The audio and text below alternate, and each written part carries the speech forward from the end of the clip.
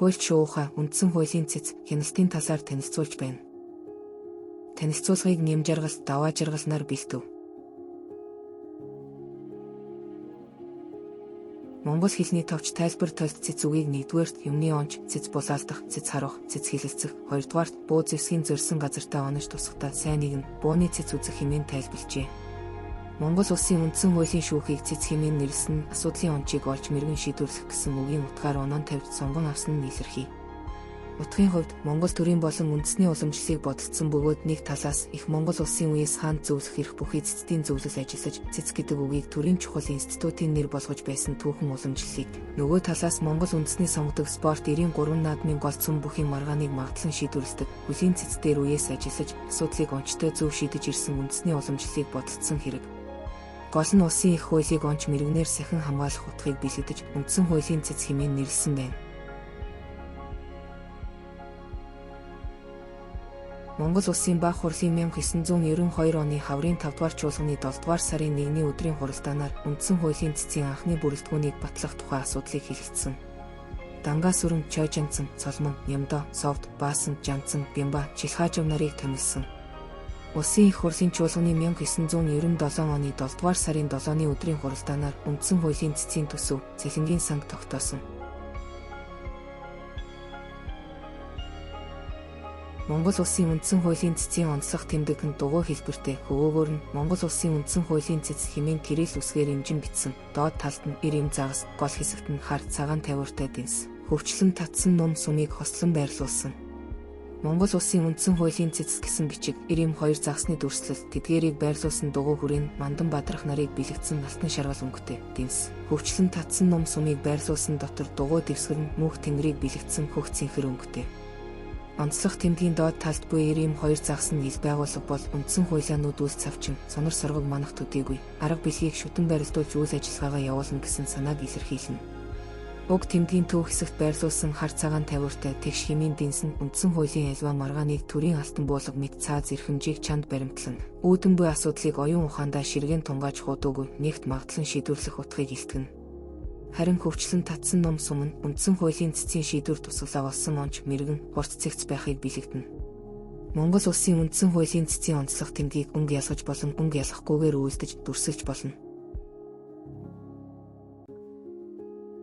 Үндсэн хуулийн цэцийн ордон хамуул дүүрэг 11-р хороо Зайсангийн аманд байрладаг. Тус барилга нь 809,025 м3 эзэлхүнтэй, 2289.6 м2 талбайтай. Монгол улсын үндсэн хуулийн цэцийн ордон 2008-аас 2009 онд баригдаж шороо мөхөр жилийн шилдэг барилгаар шалгарсан.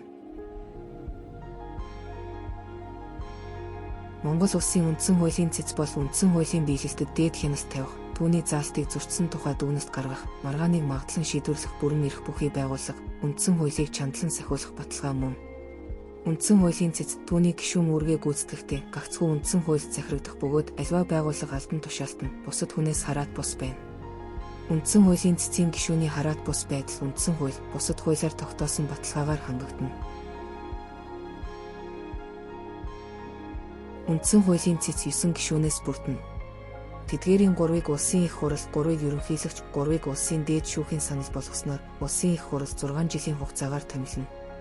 Үндсэн хуулийн цэцийн гишүүнээр хууль зүйн, улс төрийн өндөр мэргэжилтэй Монгол улсын 40 нас хүрсэн иргэнийг томилно. Үндсэн хуулийн цэцийн дараагаар 9 гишүүний аль нэгийг 3 жилийн хугацаагаар гишүүдийн олонхын саналаар сонгоно. Түүнийг нэг удаа улируулан сонгож болно. Үндсэн хуулийн цэцийн дарга гишүүн хууль зөрчүүл, үндсэн хуулийн цэцийн шийдвэр анх илгээсэн байгууллагын саналыг үндэслэн улсын их хурал эгүүлэн татаж болно. Үндсэн хуулийн цэцийн бүрэлдэхүүнд ерөнхийлөгч, улсын их хурлын гишүүн, ерөнхий сайд, засгийн газрын гишүүн, улсын дээд шүүхийн шүүгч орж үл болно. Үндсэн хуулийн цэц нь үндсэн хуулийг зөрчсөн тухай маргааныг иргэдийн өргөдөл, мэдээллийн дагуу өөрийн санаачлагаар буюу улсын их хурал, ерөнхийлөгч, ерөнхий сайд, улсын дээд шүүх, улсын ерөнхий прокурорын хүсэлтээр хянан шийдвэрлэнэ. Энэ үндэслэлээр үндсэн хуулийн цэц нь нэг хууль зарлаг улсын их хурал, ерөнхийлөгчийн бусад шийдвэр, түүнчлэн засгийн газрын шийдвэр, Монгол улсын олон улсын гэрээ үндсэн хуульд нийцэж байгаа хэсэг. 2 ард нийтийн санал асуулга, улсын их хурал, түүний гишүүний ба ерөнхийлөгчийн сонгуулийн талаар сонгуулийн төв байгууллагын гаргасан шийдвэр үндсэн хуульд нийцэж байгаа хэсэг. 3 ерөнхийлөгч улсын их хурлын дарга гишүүн, ерөнхий сайд, засгийн газрын гишүүн, улсын дээд шүүхийн ерөнхий шүүгч, улсын ерөнхий прокурор, үндсэн хууль зөрчсөн эсэх. 4 ерөнхийлөгч улсын их хурлын дарга, ерөнхий сайдыг огцруулах, улсын их хурлын гишүүнийг ивүүлэн татах үндэслэл байгаа эсэх маргаантай асуудлаар дүгнэлт гаргаж улсын их хурлд оруулна. Үндсэн хуулийн цэцэн улсын ерөнхийлөгчийг, улсын их хурлын дарга гишүүнийг, ерөнхий сайд, засгийн газрын гишүүнийг, улсын дээд шүүхийн ерөнхий шүүгчийг, улсын ерөнхий прокурорыг үндсэн хууль зөрчсөнийг тогтоосон заавал биелүүлэх хүчинтэй дүгнэлт гаргана. Түүнчлэн үндсэн хуулийн цэцэн улсын ерөнхийлөгчийг огцруулах, улсын их хурлын даргыг огцруулах, ерөнхий сайдыг огцруулах, улсын их хурлын гишүүнийг эргүүлэн татах үндэслэл байгааг тогтоосон заавал биелүүлэх хүчинтэй дүгнэлт гаргана. Оруулсан дүгнэлтийг улсын их хурл хүлээн зөвшөөрөөгүй бол үндсэн хуулийн цэц дахин хянан үзэж эцсийн шийдвэр гаргана.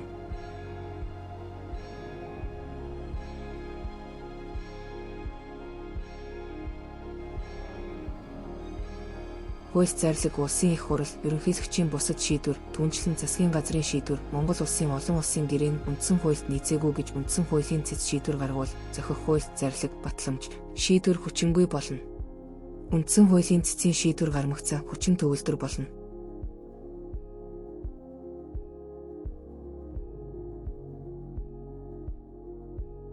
Хуульч шууха үндсэн хуулийн цэц хяналтын талаар танилцууллаа. Хуульч шуухатай хамт үндсэн хуулийн эрх зүй судлаарай. Мэдлэг бол хүч. Хамтдаа хөгжцгөөе.